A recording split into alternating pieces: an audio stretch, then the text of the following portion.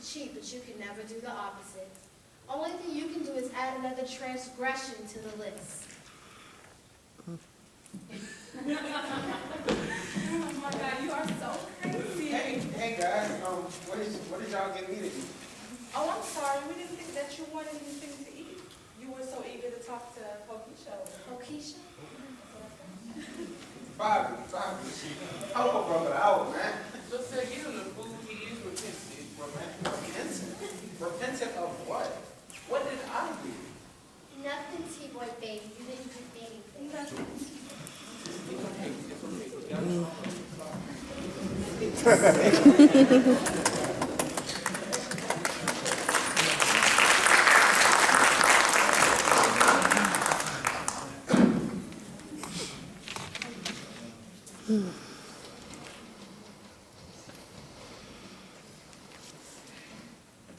Perhaps you're right, Keith.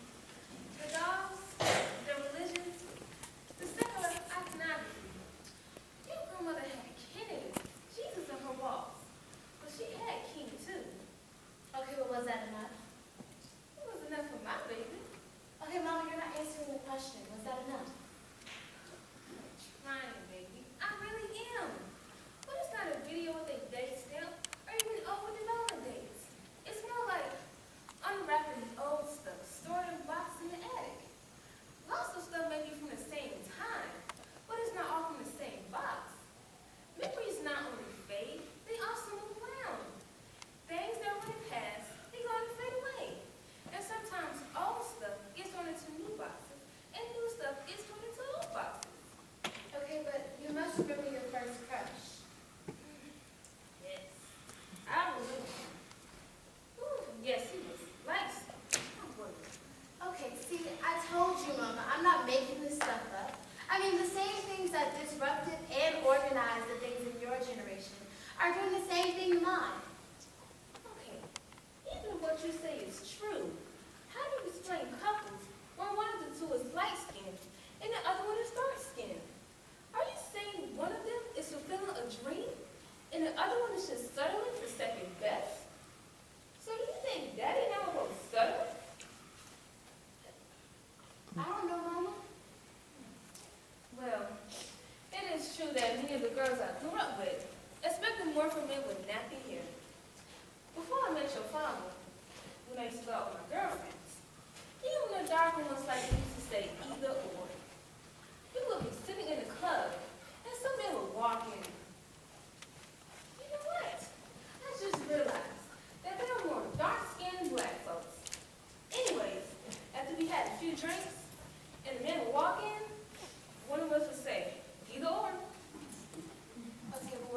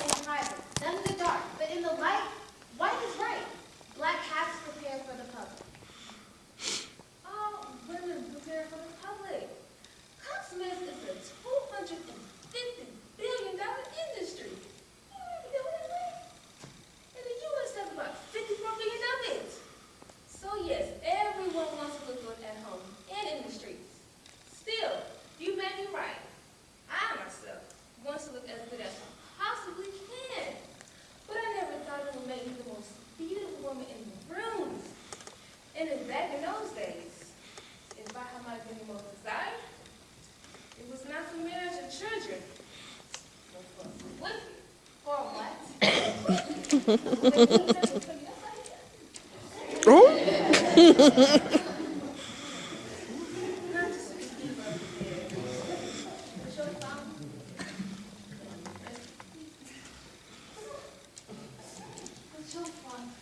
took this wreckhead Hardin home to meet his mother and father after he had just known her for 2 weeks.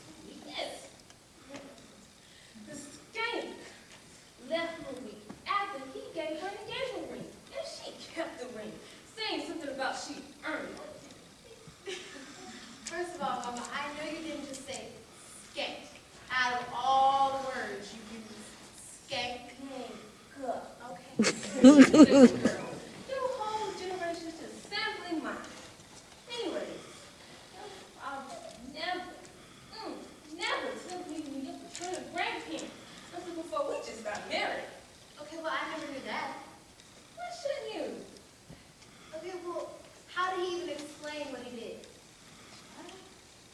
He said that his daddy took up with the skank. And that he didn't want me around him because he loved me so much that if this father tried that on me, he might have to make his mother a widow. Okay, and even after all that, did you really believe him? I always believed your father when he was near me. He was one of those people who didn't talk much unless you forced him to. But he listened to every word I ever said, and he never forgot any of it. He helped me to become a more thoughtful woman because my every thought and my every sensation was valued and treasured. I was just always talking to fill the void. But it was filled his love and his taking care of you. I know you miss him. I was just wondering what he's got about all this color business. Oh, Lord. He's not going wrong with you. How do we manage to drive you up towards the precipice of I don't know what? Okay, Mama, it's really not anything personal. It's nothing you and Daddy did. I mean, it's just times are different. He's so different that you will sacrifice your good black body for the rewards of social success and professional development. Okay, I agree. Mama, you guys both took me everywhere when I was younger, from planetariums to museums to zoos. I mean, you took me when I was younger because it was for my own good, right? And so, as I got older, I started going on my own because it was for my own good too. And I mean, yeah, it was not the same as going out with friends and going to see a movie, but I mean, I kind of felt like, yeah, it might have been the best of times for most people, but for me, it was probably preparation for the best of times. I just kind of figured that my good times would probably just spring forth. I mean, the way that frogs just do through the snow. I mean, but now I know that there is no spring, so I've opted for the best benefit and the most immediate reward. What reward? What benefit did you get?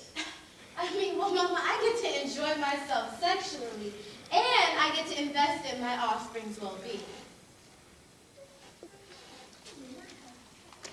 Are you listening to yourself? Uh-huh. Now you made it to fulfill a sexual fantasy, but that is not the same thing as fulfilling yourself sexually. See, Mama, I think I already know where you're going with this, so go ahead, let me hear it. If you have already anticipated the argument, then you have already provided yourself with a satisfactory response. So let me hear this response. I definitely did. So, Mama, it's the same old argument. Sex is for reproduction, and sexual fantasy is just the activity that's needed by some people to engage in sex. And sexual fulfillment is just not even the enjoyment that you get from sex itself, but from the offspring that's produced. I mean, Mama, people have been doing this for years. And although extrauterine fetal incubation is still a fiction, I mean, technology is already making it possible for you to have a traditional and gestational surrogate pregnancy. Can't you just say, test tube baby? What you're saying is, the original function of sex, to make babies, is being replaced technological innovation. Yes. And so the secondary function of sex, pleasure, is moving into first place. I mean, yeah, the transformation might be a little slow outside the West. I mean, but with the introduction of emergency contraceptives, sex for pleasure has become the primary purpose of having sex anyways. So marriage is becoming nothing more than an orderly means for the transference of wealth. No, I mean, marriage may have always just been a legal system designed to orderly allocate wealth and non-kin family ties between recognized and unrecognized claims. I mean, what's new is not really the legal relationship, but the breaking of the relationship between sex and reproduction. You know what? I remember Louise Brown, the first in vitro fertilization, the first so-called test tube baby. Now, I understand what you're saying, Key. I reject the fact that being black-skinned is some kind of genetic disease. Okay, Mama, now you're exaggerating because I didn't even say anything like that. No, baby girl, but you alluded to it. How did I allude to that? Key, to say that you were choosing your husband or the father of your children based upon hair texture or skin color. Now that is a low-tech form of self-extermination. Okay, well, Mama, if that is what my choice of finding a husband is doing, then people have been doing it in America for years. It's always like this wherever you go. There's always light chocolate on the top and dark chocolate on the bottom. Yes, the Southwest. In the past, in the West, work life for blacks have been exclusively compromised slavery and sharecropping. Things are different now. We can be anything. I'll take that back. We can be anything. Even, why not? That's true. You know what? I never thought I would get to see a black man as president of the United States. Oh, why shouldn't I say it? Mama, you shouldn't say it because it makes my point, not yours. Okay, Obama's father was Kenyan and his mother is from the U.S. Okay, but we have about 30 million blacks, right? Take out all those under age 35, all of those that have been incarcerated, and all of those that are ineligible to be president for other reasons. That leaves you at about 6 to 8 million, right? So, but then that would leave you with about 5 to 10,000 of them that hold some type of public office. Now, how many of them are uniracial, with a black mother and a black father? Stop with TyKeisha. Now, do you really think that there's an advantage to be biracial? Mama, I think there's an advantage to not having a black father. I mean, nowadays, having a black mother has become such a major liability. I mean, black women are acting more and more like black men each day. They talk like them, they walk like them, they cuss like them, and some of them even fight like them. Let's assume that you're right about this whole thing, okay? Then it's going to take more than having a biracial baby to save your descendants. Okay, Mama, I understand that. But once, or rather, even if I have a child, they'll go to school with all the wealthy white kids, and all the wealthy black children will go there as well. I mean, I want my child to be in the same environment as them and not feel criticized.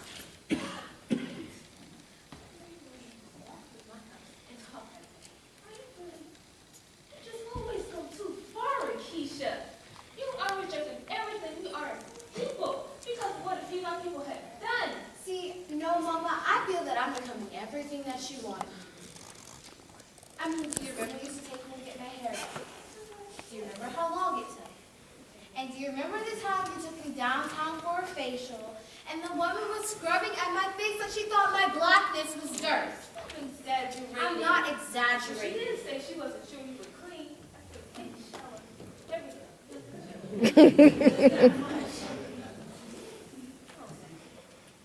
Mama, see, I don't want my child to be misdiagnosed because all the doctors did their training on the light, the bright, and the damn near white. I mean, there's nothing that shows our Africanness around here. I mean, even the mannequins are white. And the only concession that they have to our Africanness is that they'll give maybe one or two of them maybe big lips or big noses. So if I can avoid it, why would I want my child to have to grow up with the ordeal of being black in the U.S.?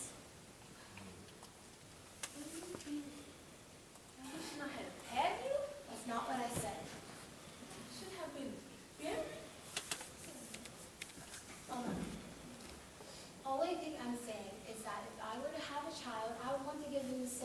that you and Daddy gave me. Children. At least you want to have children. And you're right, I do, because it's that same circuitous love that traveled through you and Daddy. I mean, y'all are my source of hope and inspiration. Man.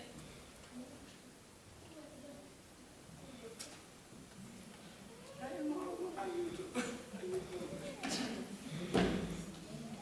Oh, Jesus.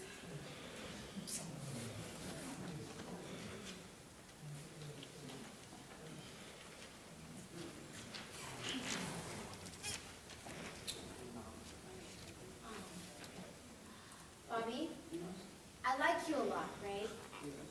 And you know, you're really kind and smart and generous and all that stuff. But you see, I realize that I don't love you and you don't turn me on. So if I were to be with you, it would only be to secure a future for myself. And see, that reason alone is inadequate for a healthy relationship. So I mean, I was just kind of hoping that we could be friends. Sure, you know, whatever makes sense. TyKeisha happy. Be friends. I'm fine.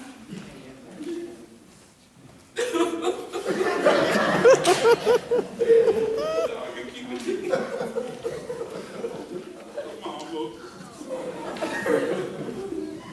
Yeah. Okay, well, you know that I love you, right? Right. And, you know, I just kind of want to stay without, you know, whatever I thought I was lacking or thought I didn't have. I mean, it all kind of fades away in your life of being with me. Right. So, So, you're not, you're not. no, kid, I'm not pregnant. Briggs, chill. This is TyKeisha. I mean, that's exactly why I feel that now would be a good time to accept your proposal of marriage. Marriage? If you wanted to marry me. No. No? Okay, well, times are definitely changing.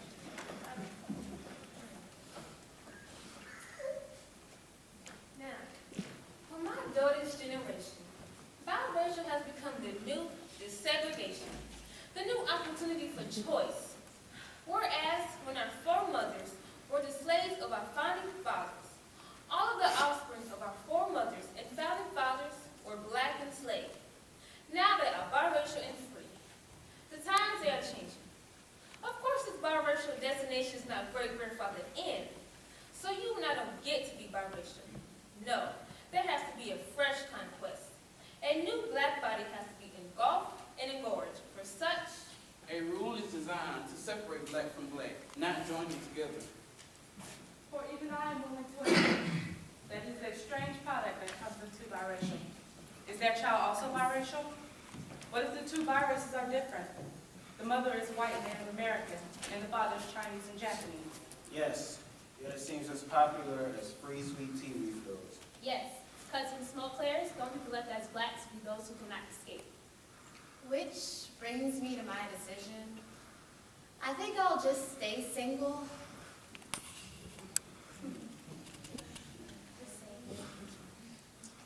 The same It's true.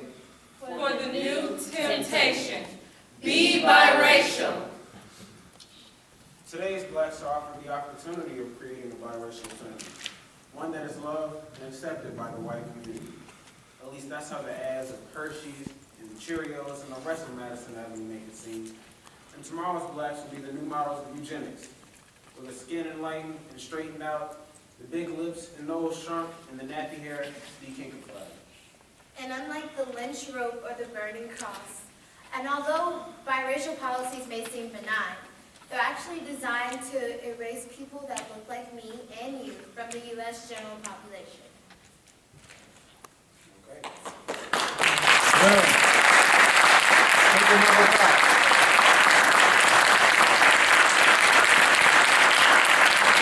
Natasha Hall.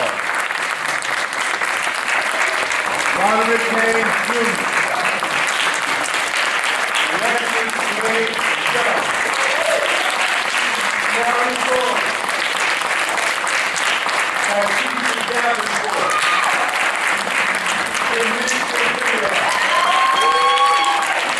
Stage manager, Carrington Hardin. Managing director, yours truly, Charles David Brooks III.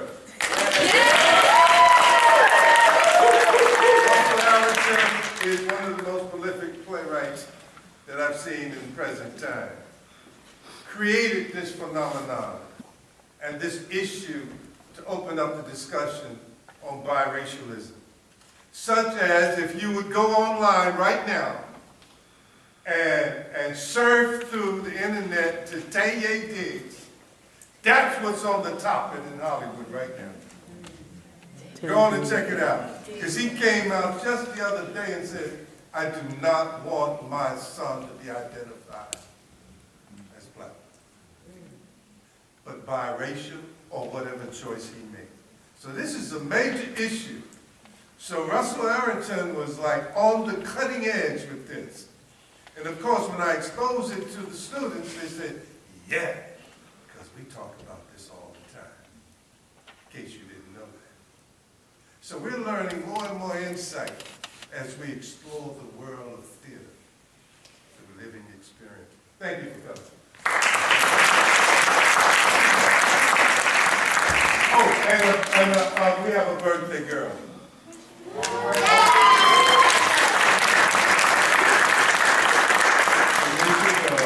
Of course, TyKeisha had a birthday. Where'd she go? I'm sorry. Yeah, I need my glasses. she had a birthday. You know, it's a pleasure for me to be with these young people all these many years that I've been, to share their own experiences with me, good, bad, different, and ugly, as we tug and pull together to create a moment on stage, as we release ourselves of many of the struggles and tribulations that face each and one of us every day of our lives. And yet we prevail until we step on that stage and open and close for your behalf. And we thank you for coming. Let's acknowledge, which I did in the beginning, I will do at the end, our dean, who gives us